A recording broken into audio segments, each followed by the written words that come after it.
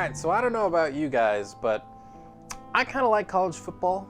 I'm a big USC fan. Fight on, go Trojans. If you don't like that, we got a lot of national championships you can look up. We're one of the best teams, but yeah, I love me some college football. Usually every Saturday I'm waking up, watching as many games as I can, sometimes recovering from whatever I did the night before. But yeah, college football is a huge part of my life. And I'm accepting that it's not going to happen in 2020. So all the Power 5 teams, the Big 12, the Pac-12, the SEC, Big 10, they're all stalling right now.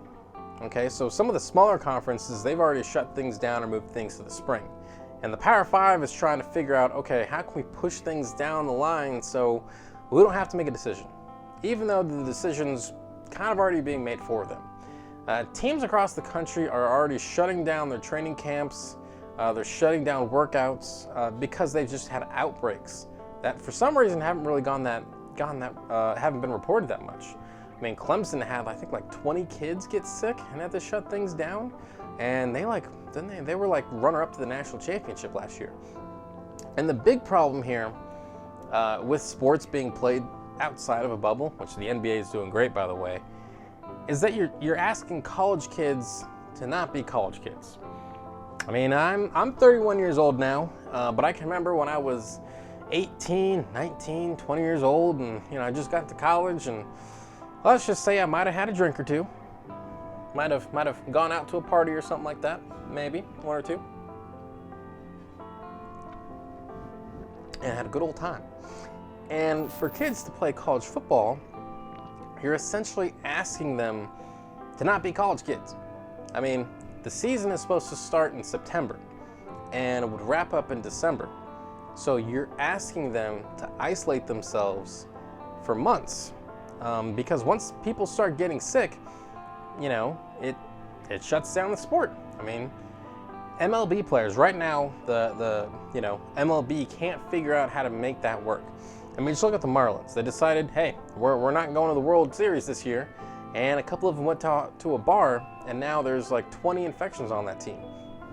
And so, if these highly paid athletes who are making a lot of money to play the game can't figure it out, why would you expect 18 to 20-year-olds who, many of whom have no shot of actually playing professionally? I mean, this is it. This is their, this could be like their last year playing college football. I mean, you really think they're not going to go out? And in a sense, also, like, how would this actually work? Forget about, how you feel about the virus. Even if you think it's not that big of a deal, by state mandates, if you test positive, you have to isolate. You can't be around other people. And in some cases, you have to isolate for like 14 days. I mean, how would this work, right? Let's say one lineman gets sick. Okay, well, now you have to quarantine the rest of the line. I mean, how are you going to play a football game if the entire line is in quarantine? You're going to have all the wide receivers line up, and then the other team, maybe their line is fine. Are we going to stack like Oklahoma's line up against UT's wide receivers? Like, how is that actually going to work? And a lot of these position groups, they all work out and are in the same kind of meeting rooms, and they spend a lot of time together. So theoretically, if you get one of your quarterbacks gets sick, the other quarterbacks are at least exposed and probably have to quarantine too. So at a certain point, you're just kind of run out of players at some of the most important positions. And how can you actually have a competitive football season, if the kicker's out there trying to throw the football around? Just doesn't make any sense. Now, the thing people have all been waiting for here, and it's kind of a morbid thing, but people are wondering, when is the first player going to pass away? When is the first player going to die or have serious effects from COVID-19? And the thing is, it's already happened. Freddie Lee Brown died in April.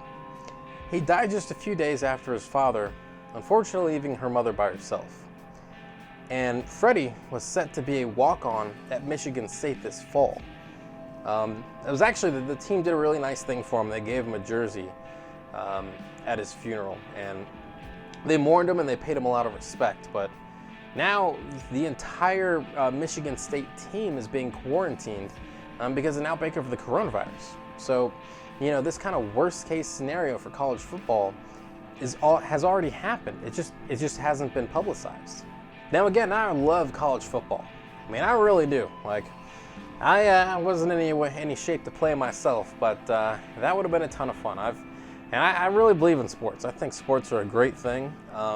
My wife actually played collegiate volleyball for 4 years, and yeah, it was really cool watching her games. And I feel for a lot of these kids who, you know, this could be their last chance playing the sport that they love. But in general, I mean, as a society, do we want these kids out there risking their lives and not getting paid for it? And also, you have schools out there that are asking them to sign waivers, eligibility waivers, are basically saying that, or I should say liability waivers, that if they do get sick and have some serious problems or some lifelong complications from the coronavirus, that they can't sue. I mean, I love college football, but is that really where we're at? I mean, is that really what you want for these kids? You can't say that you love college football, you love your team, and you don't care about the players on there. You know, I mean, I love USC football, but come on, I don't want those players to possibly have lifelong permanent, you know, damage from the coronavirus, so I can sit on the couch on a Saturday and watch them run around a field. I mean, it just doesn't make any sense. So, I love college football, but it just ain't happening. Hey, what's going on, everyone? Thank you so much for watching Citizen Pete. I really appreciate it. If you haven't already, click that little subscribe button, maybe the like button, and hey, maybe just leave a comment. You know, I want to know what you're thinking. What do you think about all the politics and news and all the stuff that's going on in our country?